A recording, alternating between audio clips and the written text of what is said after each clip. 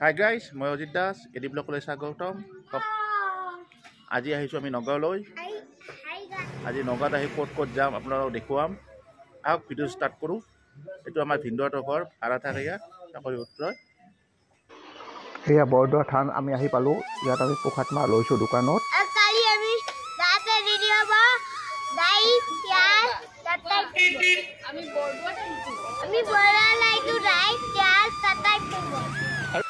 নগাঁও চহৰৰ পৰা প্ৰায় 16 কিলোমিটাৰ পশ্চিমত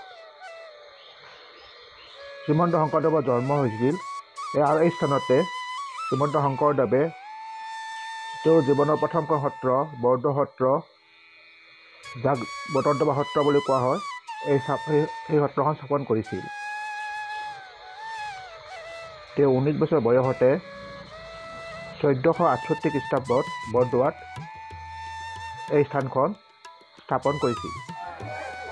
এইখন আছে সৰ্বশ্ৰেষ্ঠ স্থান আৰু ইয়াতে একশৰণীয়া বৈষ্ণৱ ধৰ্ম প্ৰচাৰ কৰিছিল। আৰু ইয়াৰ পৰিৱেশটো চাওকচোন, কি ধুনীয়া পৰিৱেশটো, এটা সুন্দৰ পৰিৱেশ। এতিয়া গৈ আছোঁ ভিতৰৰ পৰিৱেশ দেখুৱাবলৈ। নামঘৰ ভিতৰৰ পৰিৱেশ দেখুৱাম আপোনালোকক। আৰু এই মানুহজনী মোৰ ল'ৰাটো, ভিনদেউ আহিছোঁ। আমি গোটেইজন গৈছিলোঁ একেলগে। এই বাইদেউহঁতে আছে, আৰু এজন মা হয়, শাহু মা।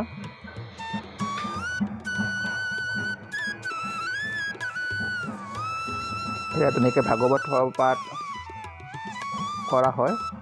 ইয়াত মায়ে বহিছিলে। আৰু এই ভিতৰৰ পৰিৱেশ বৰদোৱা থানৰ।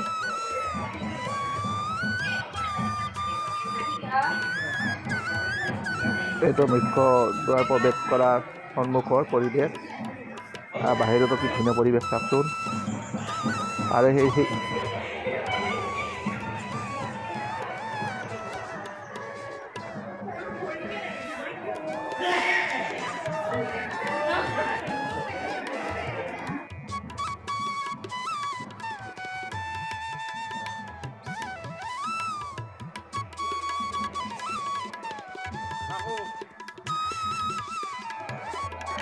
আৰু জাতীয় পোচাক পৰিধান কৰিহে ভিতৰত যাব পাৰি, প্ৰৱেশ কৰিব পাৰি।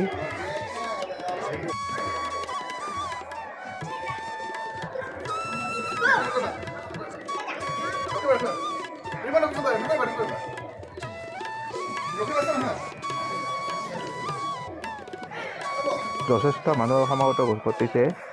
ইয়াত বহুত মানুহ হয় এই মণিকূটৰ ভিতৰলৈ।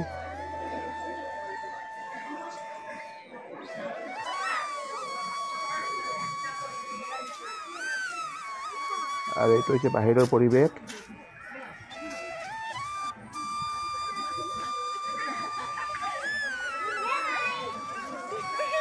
সম্পূৰ্ণ নামঘৰটো মই দেখুৱাই দিছোঁ আপোনালোকক।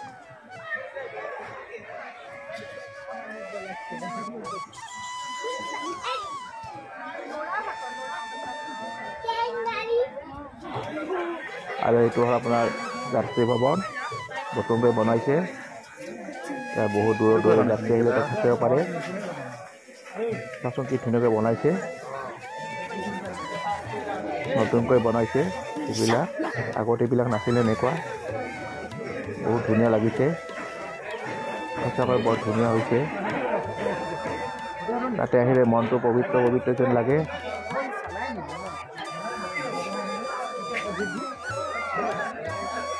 আৰু পৰিৱেশটো কি ধুনীয়া চাওকচোন।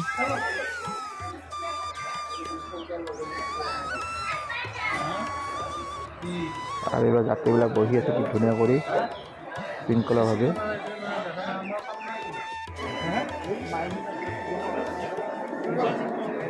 এই মুখ্য নামঘৰৰ ভিতৰে পৰিৱেশটো দেখুৱাইছোঁ আপোনালোকক। ভিতৰৰ পৰিৱেশ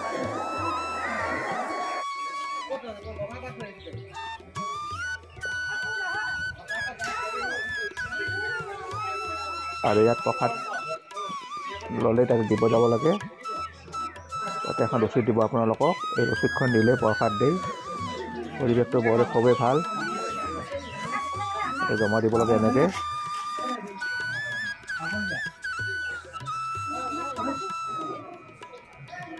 আৰু আমাৰ বাইদেউ জিৰাই আছে ইয়াত। এই গোটেই পৰিৱেশটো বৰ সুন্দৰ লাগে চাই, ভালে লাগে।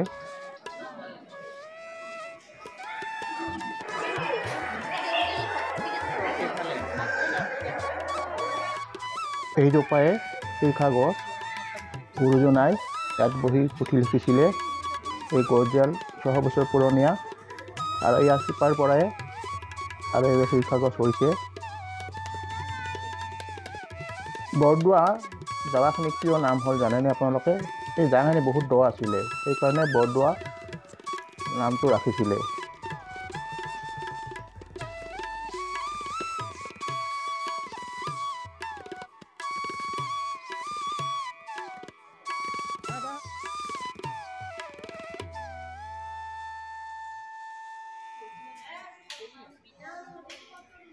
এয়া হৈছে আকাশী গংগাৰ পৰিৱেশ।